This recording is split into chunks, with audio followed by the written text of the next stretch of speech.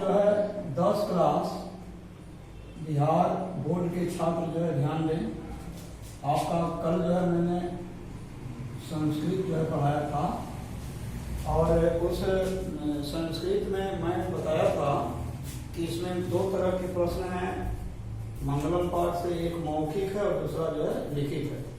तो मौखिक मतलब होता है केवल पूछना और बताना, और लिखित का होता है जो आप पुस्तकगत करते हैं, उसको काफी पर प्रश्नों को लिखते हैं, उसके बाद उत्तर निर्देश कर देते हैं। मैंने बताया कि संधि विषय में बता चुका हूँ, प्रकृति प्रत्यय निर्देश करें। अब प्रकृति प्रत्यय निर्देश करें। अब हम लोगों को थोड़ा सा ये जान लेना है कि प्रकृति प्रत्यय जो है वो क्या है। तो ये समझ लीजिए कि प्रकृति प्रत्यय जो है किसी भी शब्द का जो निर्माण होता है, किसी भी शब्द का जो निर्माण होता है मूल धातु से होता है या क्रिया से होता है। अब क्रिया में हम आगे पीछे जरूर कुछ लगा देते हैं, या तो आगे लगाते हैं या पीछे लगाते हैं, और उस क्रिया को हम लोग जो है उपसर्ग करते हैं। यदि आगे लगा देते हैं मूल क्रिया के आगे तो उसे हम जो है उपसर्ग कर देते हैं, और मूल क्रिया के यदि बाद में लगा देते हैं तो उसे हम प्रत्यय कर देते हैं। तो इस तरह से जो है आप देखिए, अपिहितम एक शब्द है, अपिहितम शब्द।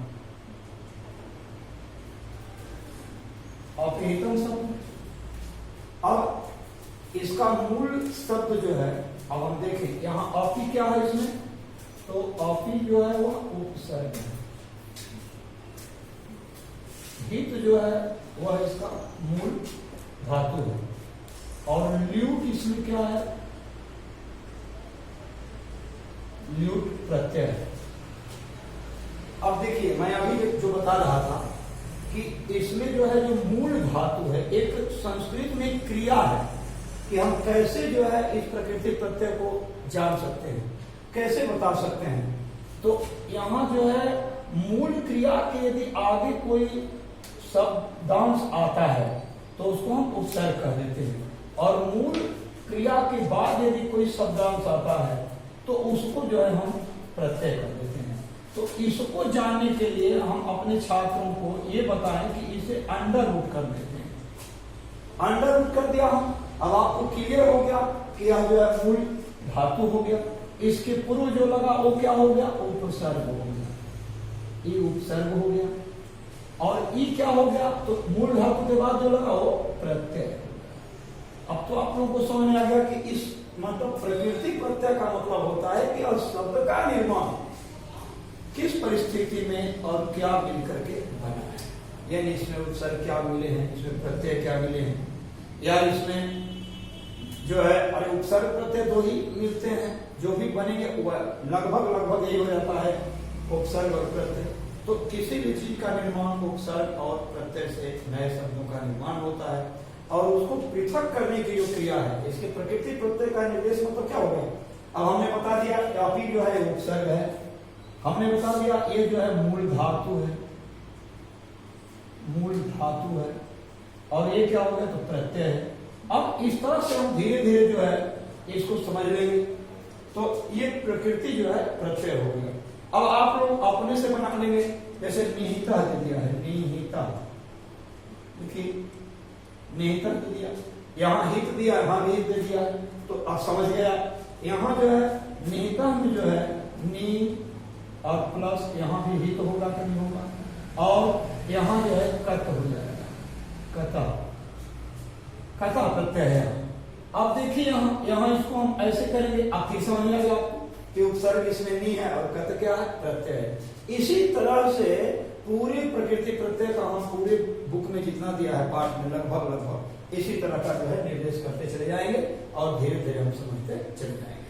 लेकिन ध्यान रहे, इसके लिए हमें बार बार थोड़ा परिश्रम करना पड़ेगा, क्योंकि कहा गया है कि शास्त्र सुचिंतित पुनि देखी, अनाभ्यास से विषम विद्या अजीर्ण भोजनम विषम। अगर आप अभ्यास कर छोड़ दें, पढ़ना छोड़ दें, तो विद्या जो है वो विष के समान हो जाती है। अनाभ्यास से विषम विद्या, अजीर्णे भोजन विषम। और जब बहुत अधिक आप भोजन कर लेते हैं या अरुचिकर भोजन कर लेते हैं या जो सुपाच्य नहीं है उसको कर लेते हैं, तो आपके शरीर को, सेहत को जो है वह बर्बाद कर देता है, कमजोर कर देता है, आप रुग्ण हो जाते हैं। तो इसलिए इस सब चीज पर थोड़ा सा ध्यान देना है। आप प्यारे छात्रों, आप ध्यान दें, इस पर जरूर नजर रखें, क्योंकि प्रकृति प्रत्यय यदि आप जानते हैं तो लगभग आप किसी भी भाषा के अच्छे जानकार हो सकते हैं। इसमें और भी है, जैसे विहाय है, ये आ जाता है बोर्ड में। विहाय जो है ये बोर्ड में कई बार आ गया है। आप कहेंगे भाई यहाँ भी हो गया उपसर्ग। अब जैसा कि देख रहे हैं आप, इसमें ही जो है वह क्या है, तो मूल धातु है, और इसमें जो है आय बच गया तो इसका ल्यप प्रत्यय है, ल्यप। अब ये हो गया प्रत्यय। अब मैं जैसा कि पहले बताया कि मूल धातु को आप अंडर रूट कर देंगे तो आपको सुविधा ये होगी कि भाई उसके पूर्व उपसर्ग माना जाएगा और उसके बाद जो है प्रत्यय माना जाएगा। तो आराम से आपको समझ में आ रहा है। ये बार बार आता है, विहाय बार बार दे देता है और निहिता दे देता है, ये दे देता है 1 नंबर का कि इसका प्रकृति प्रत्यय जो है निर्देश करें। तो इस तरह से समास विग्रह जो है दिया है। तो खैर समास विग्रह जब हम पढ़ाएंगे तो आप लोगों को बता देंगे, क्योंकि पहले आप समास के विषय में पढ़ेंगे, जानेंगे, उसके बाद जो है इसको समझना आसान हो जाएगा। इस तरह से यह पाठ जो है समाप्त होता है। अब हम दूसरा पाठ जो है इसको शुरू करेंगे। तब तक यदि जिसको नोट करना है आप 2 मिनट में इसको नोट कर लीजिए, उसके बाद जो है हम आगे बता रहे हैं दूसरे पाठ।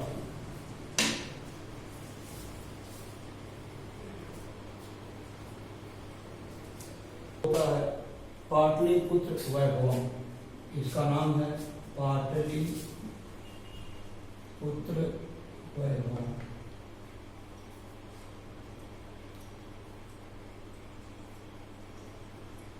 पाटलिपुत्र वैभवम जो है दूसरा पाठ है। अब हम लोग इस समझें, पाटलिपुत्र पटना को कहते हैं। पटना जो है हमारे बिहार की जो है राजधानी है। हम बिहार राज्य में रहते हैं, भारत देश में रहते हैं। बिहार राज्य की राजधानी जो है पटना है। तो इसी बिहार राज्य की राजधानी पाटलिपुत्र के वैभवम माने, पाटलिपुत्र माने मैंने बताया पटना होता है, और वैभवम का अर्थ होता है इसका जो है ऐश्वर्यता, इसकी समृद्धता, इसी को जो है हम लोग वैभव कहते हैं। तो बिहार, अब देखिए इसको जो है सबसे पहले प्रस्तावना आप समझ लें। बिहार राज्यस्य राजधानी नगरम पाटलिपुत्रम सर्वेषु कालेषु महत्वम आधार्य। यानी बिहार राज्य में षष्ठी विभक्ति है, एक वचन है, और राजधानी नगरम, बिहार राज्य की राजधानी नगर यानी पाटलिपुत्र, सर्वेषु कालेषु, ये दोनों में जो है सप्तमी विभक्ति बहुवचन है। सर्वेषु माने सभी, कालेषु कालों में, सभी समयों में अपने महत्व को जो है धारण करता है। इसका जो इतिहास है, यानी इस बुक में जो आप पढ़ेंगे, इस पाठ में जो आप पढ़ेंगे, यानी पाटलिपुत्र वैभव में जो पढ़ेंगे आप, इसमें इसका इतिहास जो है 2500 यानी 2500 वर्ष जो है, 2500 वर्ष जो है का इतिहास के विषय में आपको बताया गया है। 2500 वर्ष का इतिहास आपको बताया गया है। तो यानी एक मतलब हो गया कि महात्मा बुद्ध के समय से यह काल स्टार्ट होता है। जैसा कि आप लोग जानते हैं कि 563 ईसा पूर्व नेपाल के लुम्बिनी नामक गांव में जो है इनका जन्म हुआ था। तो लगभग अब 500 वर्ष उधर हो गया और 2000 वर्ष जो है 2020 चल रहा है। तो दोनों मिलाकर देख लीजिए तो समझ में आ जाएगा कि सही में बिल्कुल 2500 वर्ष जो है प्राचीन इस बात को बताया जा रहा है। अब पटना जो है का जो महत्व है वो कई क्षेत्रों में है। जैसे हमारे राज्य की राजधानी है तो इसका राजनीतिक क्षेत्र भी हो गया। और हमारे राज्य की राजधानी है तो यहाँ जो है उद्योग क्षेत्र भी चूंकि काफी काम करेंगे, क्योंकि भाई राजधानी है तो अपने लोगों के बेरोजगारी के लिए तो काम करेगी। और निश्चित तौर पर जान लीजिए कि यहाँ पटना की जो भौगोलिक संरचना इस तरह की है कि यहाँ जो है वैदेशिक यात्री जैसे चीन का जो था वो फायन, मेगास्थनीज, हुएनसांग, एप्सिन आदि अनेकानेक लोग जो है आ करके और जो रचना किए, यानी अपनी अपनी किताबों की जो रचना किया, 100 पुस्तक जो अपनी अपनी पुस्तक उन्होंने लिखा, उसमें उन लोगों ने पाटलिपुत्र का जरूर वर्णन किया है। इसलिए इस पाठ में जो है अस्मिन् पाठे, इस पाठ में पाटलिपुत्र वैभवस्य सामान्य परिचय वर्तते, यानी इस पाठ में हम पाटलिपुत्र का सामान्य यानी जनरल जो है ज्ञान यानी नॉलेज प्राप्त करते हैं। अब देखिए दो तरह की बातें हैं। हमारा भारत जो है समृद्ध भारत है, हमारा भारत जो है ऋषि और मुनियों का भारत है, संत और महात्माओं का भारत है, ये वीर और महावीरों का भारत है। इसमें जो है प्राचीन भारत में जितने नगर हैं, यानी प्राचीनेषु भारतीयेषु नगरेषु, कितना सुंदर लग रहा है। सभी में सप्तमी भक्ति बहुवचन करके ऐसा तारतम्य से उसको जो है सुयोजित ढंग से इस वाक्य को सजाकर बनाया गया है कि पढ़ करके मन जो है बिल्कुल हटता नहीं। यानी प्राचीनेषु भारतीयेषु नगरेषु, यानी प्राचीन भारत के जितने भी नगर माने शहर होता है, नगर का अर्थ शहर होता है, नगर इसका अर्थ जो है शहर होता है। तो प्राचीन भारतीय शहरों में पाटलिपुत्र जो है अनुगंगम, अनुगंगम होता है गंगा के तट पर, गंगा के किनारे। यानी आप जैसा कि जानते हैं अक्सर जितने भी बड़े बड़े जो महानगर बने हैं वो लगभग वो जो है किसी न किसी नदी या समुद्र तटीय प्रदेश से अपना जो है रिश्ता अपना रखते हैं। क्योंकि वहां जब प्रारंभ में इतिहास बताता है कि प्रारंभ में आज की तरह विकास नहीं था, तो उस समय पीने के लिए मुख्य स्रोत नदियां ही थी। उस समय ना कोई कुआं, ना कोई जलाशय, ना कोई चीज था, तो उस समय मुख्य आधार जो है वही था। तो उसमें जो है इस पाटलिपुत्र जो है वो गंगा के किनारे बसा है।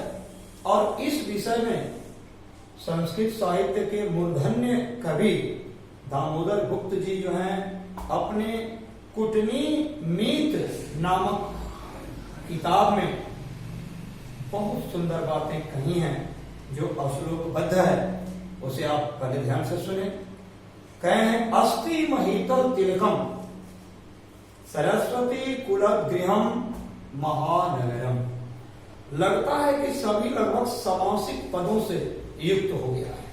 ये सभी शब्द जो हैं जैसे महातिलकम ये भी समास, सरस्वती कुलगृहम ये भी समास, और महानगर ये भी समास।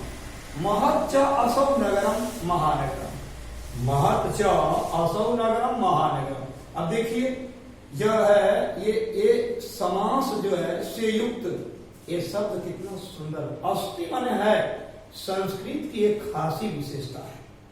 संस्कृत भाषा की सबसे बड़ी विशेषता है कि चाहे आप क्रिया को पहले कर दें, चाहे आप सहायक क्रिया को पहले कर दें, चाहे आप संज्ञा को पहले कर दें, चाहे आप कर्म को पहले कर दें, लेकिन अर्थ में कोई परिवर्तन जो है नहीं होता है। इतनी बढ़िया चीज, इतनी बढ़िया कलाकारिता, इतनी बढ़िया अच्छा जो है भाषा अब दुनिया में कोई नहीं है जो इस तरह से आप पढ़ सकें। यानी उल्टा लिखें, बीच में करके लिखें, सीधा लिखें, लेकिन अर्थ एक किस्म का होता है। इस अर्थ में कोई परिवर्तन नहीं होता। जैसा कि आपके सामने देख रहे हैं अस्थि महितव तिलकम, पृथ्वी पर तिलक के समान अस्थि मन है। अगर अंग्रेजी में यह होता तो ये जो है वाट वेयर का प्रयोग होना शुरू हो जाता है। अगर इज पहले लगा दिए तो क्या हो जाएगा, फट से क्या हो जाएगा, वहां है से सेंस नहीं लिया जाएगा, अब वहां क्या से हो जाएगा। इसलिए हिंदी में भी इसे जो है अशुद्ध मान लिया जाएगा। और भी भाषा में यही बातें हैं, परंतु संस्कृत की एक महान परंपरा है कि वह अपनी भाषा में चाहे आप आगे लिखें, संज्ञा को आगे लिखें, चाहे क्रिया को आगे लिखें, चाहे कर्म को आगे लिखें, चाहे अव्यय को आगे लिखें, वाक्य अगर जैसे भी आप बना दें, उस वाक्य का जो अर्थ है वो सीधा सीधा ही लगाया जाएगा। तो ये बहुत बड़ी विशेषता है। तो Saraswati Kulgriham, Saraswati goddess of wisdom, बुद्धि की जो अधिष्ठात्री देवी मां सरस्वती हैं, उनका कुलगृह, कुलगृह माने होता है मानो उनका वहां जो है नहर है। जिस तरह से माताएं बहनें नहर जाने में बड़ा प्रसन्नता अनुभव करती हैं, उसी तरह से मां सरस्वती का जो कुलगृह है, यानी भाव ये हुआ कि हमारे बिहार से, हमारे पटना से बड़े बड़े विद्वान जो है अपनी विद्वता का परचम पूरे दुनिया में जो है मनवा लिए हैं। दुनिया उनके जो है विद्वता की कायल बन चुकी है। यही कारण है कि पटना को सरस्वती कुलगृहम कहा गया है। और महानगरम, जैसा अभी मैंने बताया कि ये बड़ा नगर है, विशाल नगर है, इसलिए इसको जो है महानगर कहा गया है। अब इसके नामना पाटलिपुत्रम, इसका नाम पाटलिपुत्र रखा गया है, जिसको हिंदी में हम पटना कहते हैं। परिभूत पुरंदर स्थानम, यह इंद्र और कुबेर जैसा कि आप लोग जानते हैं कि इंद्र और कुबेर को बहुत धनाढ्य और बहुत शक्तिशाली माना जाता है, लेकिन इनको भी परिभूत मन होता है बिल्कुल संसार कर देने वाला, बिल्कुल लजवा देने वाला, बिल्कुल उनको जो है अकांतिमान बना देने वाला, यानी इस तरह के यानी अट्टालिकाएं, इस तरह के प्रासाद, इस तरह के भवन, इस तरह के महल पटना नगर में बने हैं, जिसे देखकर स्वर्ग लोक के लोग भी इसे देखकर तरस खाते हैं। ये है हमारा जो है, ये दामोदर गुप्त जी जो हैं, इसको कुटनिमित नामक काव्य में इसको बताने का काम उन्होंने किया अपने अनुसार। इतिहास से श्रूयते, जैसा कि आप जानते हैं सुना जाता है। इतिहास यानी बीती हुई बातों का जो हम पठन पाठन के द्वारा उसको पुनर्नवीन करते हैं, इस क्रिया को ही हम इतिहास कहते हैं। तो इसमें इतिहास को भी कई कालखंडों में बांट दिया गया है, जैसे प्राक इतिहास, प्राचीन इतिहास, फिर उसके बाद मध्यकालीन इतिहास, फिर अभी जो है इस समय का जो इतिहास जो बीत रहा है। तो इस तरह से जो है अब उस समय के विषय में बता रहे हैं, उस इतिहास की पुनरावृत्ति कर रहे हैं जो समय भगवान बुद्ध का था। भगवान बुद्ध जो है, जिनका जन्म नेपाल के लुम्बिनी नामक जो है गांव में हुआ था 563 ईसा पूर्व। तो उस समय भगवान बुद्ध जो है गंगा के तट पे, गंगाया तीरे बुद्ध काले पाटली ग्रामा स्थित अस्ति, उस समय भगवान बुद्ध के समय पटना जो था वो एक गांव के रूप में जो है प्रतिष्ठित था, गांव के रूप में प्रतिष्ठित था, गांव के रूप में। और मैं बताऊं आप लोगों को कि लगभग जितने शहर आज आप शहर के रूप में देख रहे हैं, ये सभी एक न एक दिन गांव ही रहे होंगे। और यही कारण है कि पाटली ग्रामा स्थित आसीत, पटना भी एक गांव था।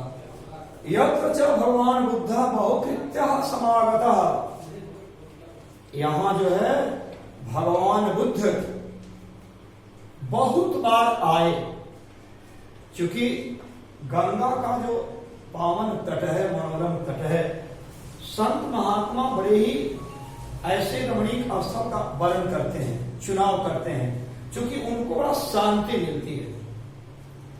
यही कारण है कि बड़े बड़े जो हमारे संत महात्मा हैं, या तो जंगलों की तराई में या नदी तटीय प्रदेशों में अपने जो है कार्यक्रम को प्रस्तुत किए हैं। तो भगवान बुद्ध के आशीर्वाद के फलस्वरूप, क्योंकि उन्होंने बताया था कि यह गांव अयम ग्रामः, यह जो गांव है महानगरम भविष्यति, एक न एक दिन यह महानगर बनेगा। और उनकी भविष्यवाणी, अब बताइए जब गांव था तो उन्होंने भविष्यवाणी किया, आज हमारे सामने लग रहा है कि यह महानगर बन चुका है। यहां तक कि बिहार की राजधानी भी जो है बना हुआ है। तो इस तरह से, लेकिन किंतु लगा दिया उन्होंने, किंतु परंतु लेकिन वेकिन, ये वाक्य को मोड़ देते हैं। वाक्य तो सरलता से जा रहा है और यदि कोई व्यक्ति उसमें किंतु लेकिन परंतु वा अथवा लगा दिया तो समझ लीजिए कि अब वो आपका काम जो है होने वाला नहीं है। इसमें मोड़ आती है। कहा भाई महानगर तो बनेगा, परंतु कालांतर में यह जो है काला और अग्निदाह यानी झगड़ा झंझट होंगे। अग्निदाहन होता है अग्नि जलने का काम, और जल पुरस्य यानी बाढ़ की विभीषिका इसे ग्रसित करते रहेगी। और ऐसा लग रहा है इस तरह से जो है उनका कथन बिल्कुल सत्य, आज जो है सत्य प्रतीत हो रहा है। चंद्रगुप्त मौर्य के समय में इस नगर की जो शोभा थी और जो रक्षा व्यवस्था थी वो बिल्कुल अति उत्कृष्ट थी। यह जो है यह बात जो है यूनान राजदूत मेगास्थनीज ने अपने जो है स्मरण वाली ग्रंथ में जो है लिखा है, बताया है। इस नगर को और भी महानगर बनाने का श्रेय हमारे प्रियदर्शी अशोक को जाता है। प्रियदर्शी अशोक, जिन्हें सम्राट अशोक के नाम से जानते हैं आप लोग, उनको जो है समय में जो है एक समय हुआ था। अशोक जो है 101 भाई था कुल मिलाकर, 99 भाइयों का कत्ल कर दिया केवल शासन चलाने के लिए, और केवल एक भाई को छोड़ दिया, उसका शतांशु या किस तरह का कोई नाम था, इसलिए छोड़ दिया क्योंकि उसका मन जो है राजकाज में नहीं लगता था, वो संत प्रवृत्ति का था। और तब से बताइए उनको प्रियदर्शी अशोक कहा गया, क्योंकि उन्होंने जो कार्यक्रम किया वो बिल्कुल सराहनीय था और पटना को बढ़ाने में इनका सबसे जो है अहम भूमिका रही। ठीक है, धन्यवाद। आज इतना ही। फिर जो है आप लोगों को अगले दिन हम आएंगे तो इसके आगे इस कड़ी को बढ़ाएंगे। बहुत बहुत धन्यवाद।